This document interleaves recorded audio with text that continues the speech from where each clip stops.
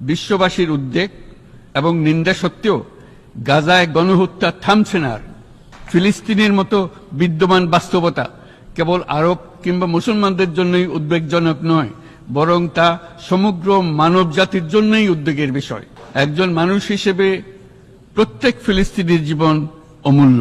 ফিলিস্তিনের জনগণের বিরুদ্ধে যে মানবতা বিরোধী অপরাধ হচ্ছে তার জন্য সংশ্লিষ্ট সকলকে দায়বদ্ধ করতে হবে।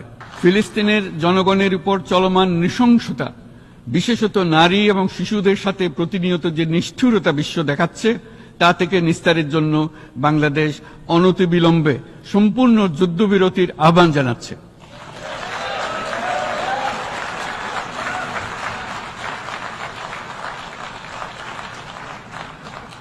দ্বিরাষ্ট্রভিত্তিক সমাধানেই মধ্যপ্রাচ্যে টেকসই শান্তি আনতে পারবে।